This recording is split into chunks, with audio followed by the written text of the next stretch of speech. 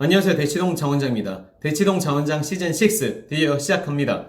와, 제가 좀 많은 일이 있어가지고 시작이 딜레이 됐는데 제가 2학기도 열심히 앞으로 성실하게 이제 꾸준히 올려가지고 여러분의 학습과 입시 전략에 문제가 없도록 도와드리도록 하겠습니다. 홍콩로 여러분 그리고 스마트맘 원유 여러분 집중해주세요.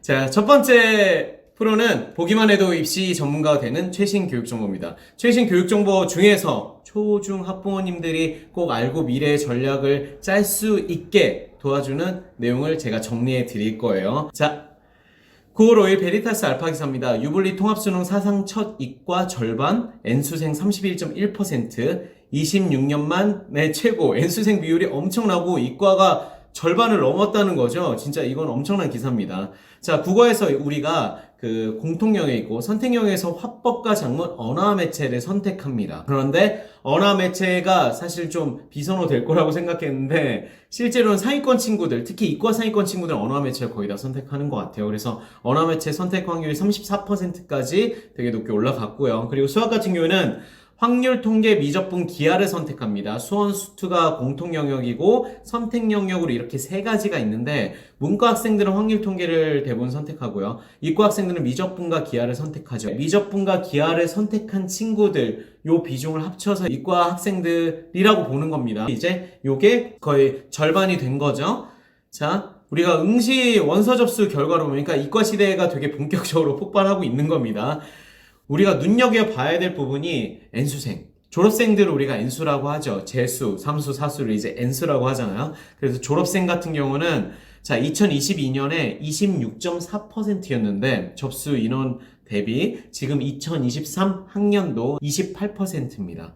그러니까 높아졌죠. 진짜 꽤 많이 높아진 거예요, 이거는. 그리고 심지어 검정고시도 좀 높아졌네요. 이제 미래 우리 아이가 이제 수능도 봐야 되잖아요. 수능은 사실 아예 없어지지 않는 이상 되게 우리가 항상 눈여겨보고 생각해야 되는 변수입니다. 통합형 수능이 결국은 이제 보정이 안 되면서 이과생들이 대거 이제 재수를 하거나 도전을 더 적극적으로 하게 되었어요. 그래서 이과 학생들 같은 경우는 통합 수능 전에는 30% 정도였는데 올해 50% 된 거니까 되게 큰 거죠. 그래서 왜 그런 현상이 빚어졌냐? 수학에서 볼 때 최고 표점이라고 얘기하거든요. 만점을 받았을 때 확률 통계를 선택하고 만점을 받은 점수랑 수학에서 미적분이나 기하를 선택하고 만점을 받았을 때 이걸 표준 점수로 환산을 합니다. 환산을 했을 때 표준 점수가 그 이과 선택인 미적분이나 기하를 했을 때 3점에서 5점이 더 높게 나와요.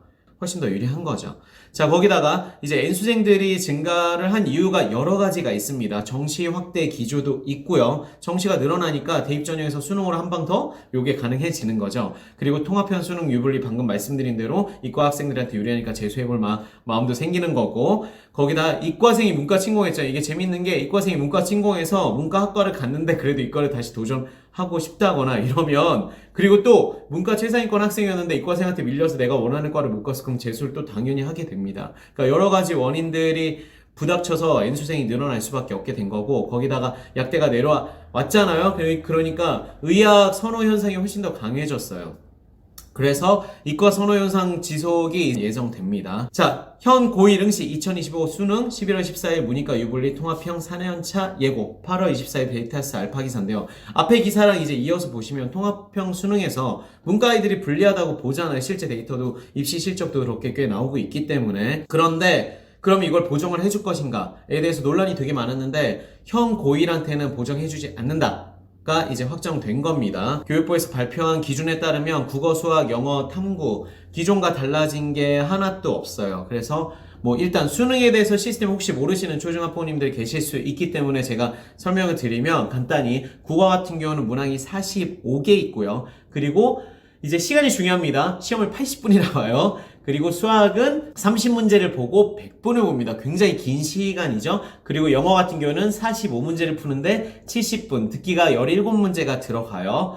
그리고 탐구 같은 경우는 이제 과목당 그 30분씩 해가지고 두 과목을 선택하게 되는 거죠. 그래서 300점 만점, 500점 만점 이런 기준으로 볼 때는 국어가 100점, 수학이 100점, 영어 100점, 그리고 탐구 각각 50점씩 해서 합하면 400점인데 한국사까지 하면은 450점이 됩니다. 그리고 뭐 국영수만 본다 그러면 여기 300점 기준으로 얘기를 할 때가 있고요. 그래서 입시에서 데이터를 얘기할 때는 원점수 얘기할 때가 있고요. 표준 점수로 변환한 걸 얘기할 때가 있기 때문에 구분하셔야 됩니다. 자, 좀 더 자세히 보면 출제 범위, 그러니까 변한 게 없다는 게 뭐죠? 출제 범위에서 변한 게 없는 거죠. 공통 과목 선택하는 거, 화법, 작문, 국어에서 하는 거 똑같고요. 수학이 이시죠? 수학에서 보면 공통 과목이 수원, 수투, 2학년 때 배우는 거예요. 똑같이 기본으로 깔고 거기서 75%를 냅니다. 그리고 선택인 그 확률, 통계, 미적분, 기하 3개의 영역 중에 하나를 선택해서 25%의 문제를 맞닥뜨리게 되는데 그게 변화한 게 없다는 걸 지금 발표를 한 거죠. 크게 보면 이렇게. 네. 그래서 변한 게 없습니다. 고1까지는. 자, 그리고 다음 기사를 보도록 할게요. 9월 5일 베리타스 알파 기사입니다. 9월 모평 가채점 배치표. 대구 진협 진로진학 협의회입니다. 원점수 기준 서울대 연대의대 295점 최고. 표준 점수 보면은 전문가 아닌 분들은 좀 헷갈리기 때문에 저는 가급적 원점수를 보고 생각하라고 말씀드리는데 원점수 기준에서 295다. 이게 무슨 말이냐면 영어는 절대평가니까 좀 빼고 상대평가인 국어, 수학 각각 100점이죠. 그리고 탐구 50점짜리 2개까지 해서 총 300점입니다. 이 기준으로 점수를 했을 때 라고 보시면 돼요. 그래서 만점 받으면 300인 거죠. 295라는 건 대부분 수능 문항이 2점 내지 2점, 3점 구성이 좀 많기 때문에 한 2개 틀린 겁니다. 2개. 2개밖에 안 틀려야 돼요.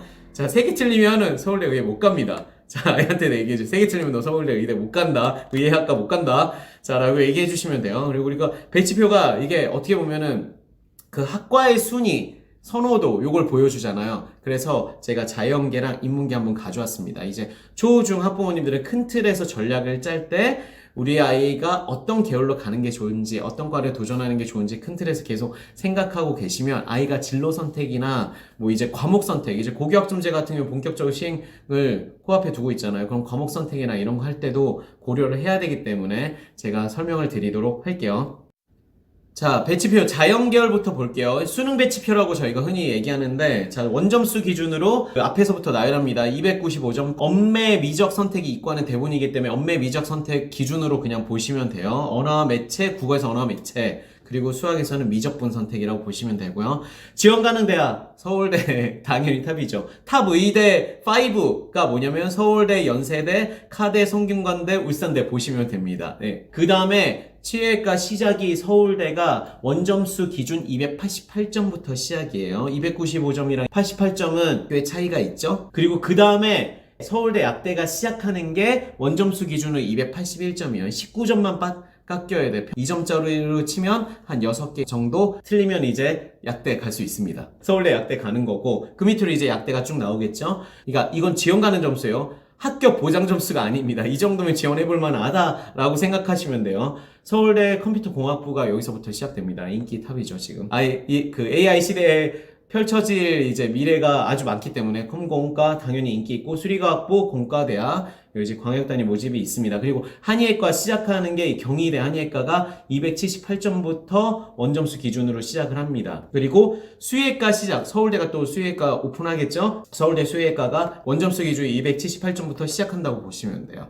요 표를 보시면 가고 싶은 학교에서 필요한 정시의 수준의 점수가 어느 정도를 필요한지 알게 되는 거죠. 그리고 인문계열 보시면 이게 재밌는 게 인문계열 교차 지원해가지고 인문계열에서도 의예과랑 한의학과 뭐 치외과 이런 거 지원할 수 있게 교차 지원해놨기 때문에 그 과에 대한 점수가 굉장히 높아요.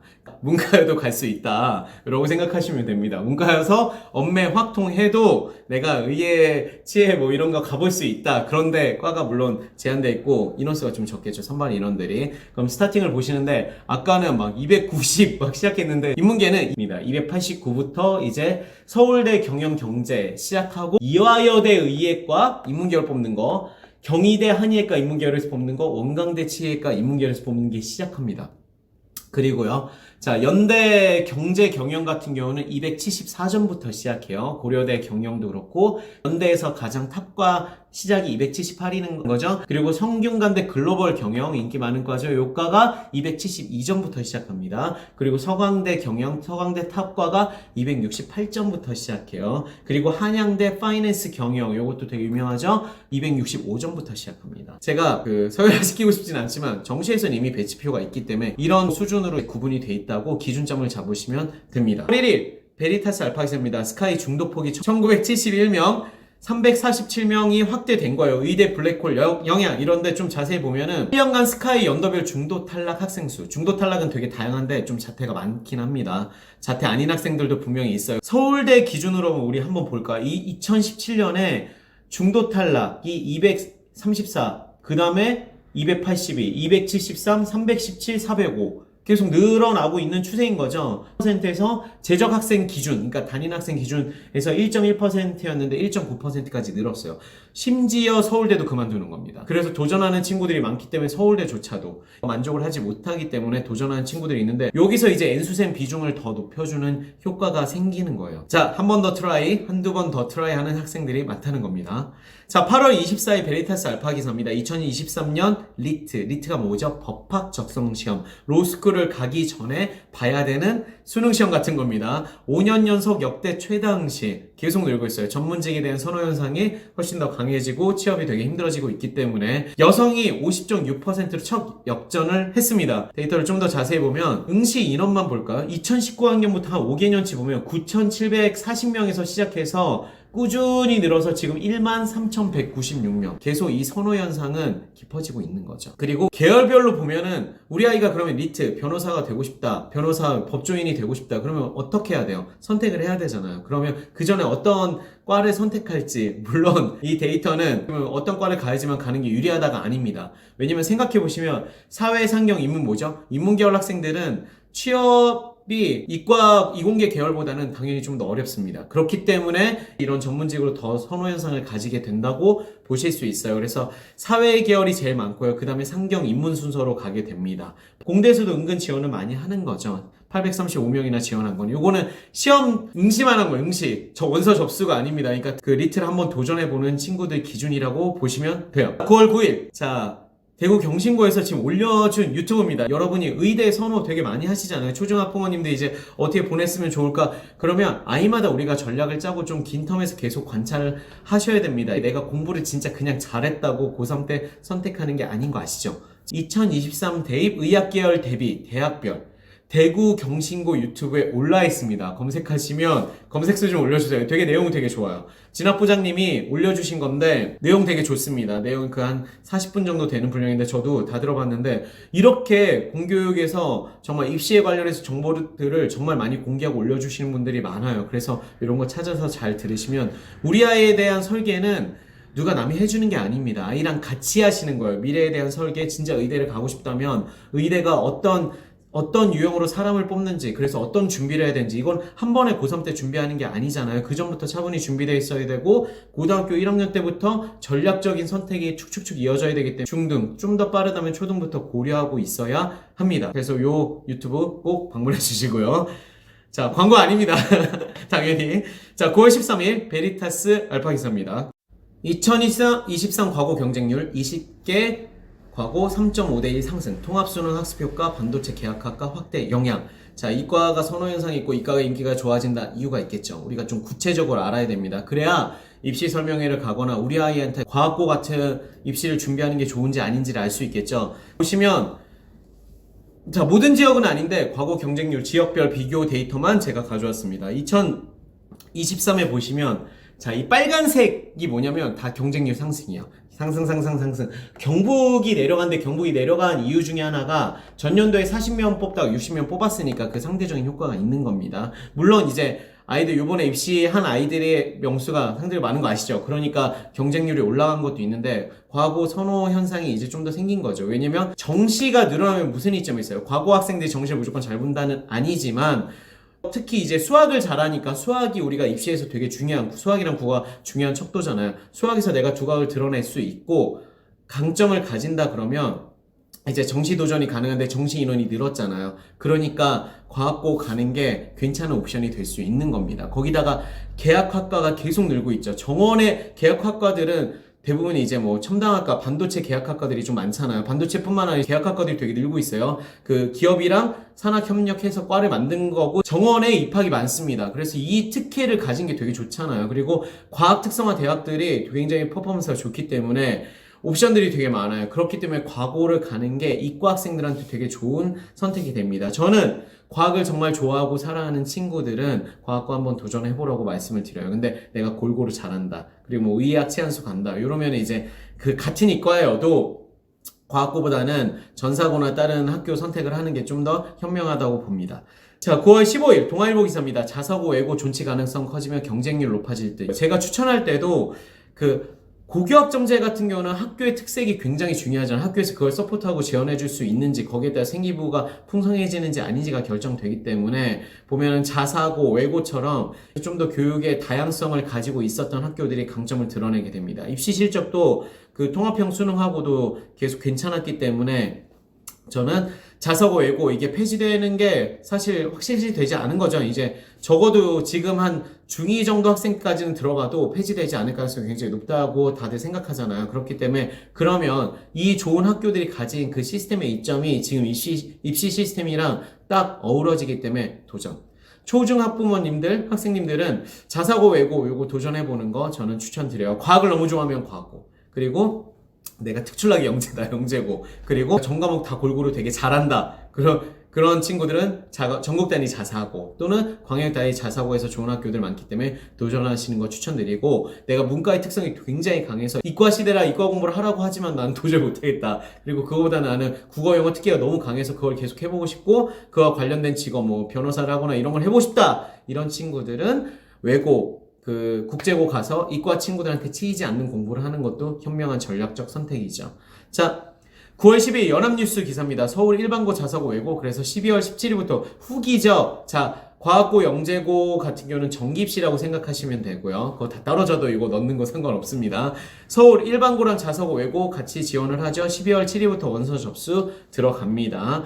자, 매년 이렇게 하반기에 들어간다는 거 기억해 두시고요. 제가 교육정보 이제 좀 정말 필요한 거, 그리고 초중학부모님들이 앞으로 미래에 설계하기 위해서 필요한 것들만 골라왔습니다. 왜냐면 고등 이제 2, 3학년들 딱 고3 재수생들이 필요한 정보와 그 전에 설계를 위해서 필요한 정보들은 좀 다른 것 같아요. 그리고 제가 필요한 정보 중에서 좀 쉽게 설명을 해드리는 것도 당연히 중요하기 때문에 그런 초점을 좀 맞춰서 제가 최신 교육정보 시즌6에서는 좀 더 친절한 방향으로 설정을 했습니다. 자, 그리고 교육고민 상담소 무엇이든 물어보세요. 예전에 이제 학부모 Q&A에서 자원장에 물어보세요. 교육고민 상담소로 이번에 바꿨습니다. 교육고민 상담소, 학부모 교육고민 해결. 코멘트로 질문 달아주시면 이 글 밑에 달아주셔도 되고요.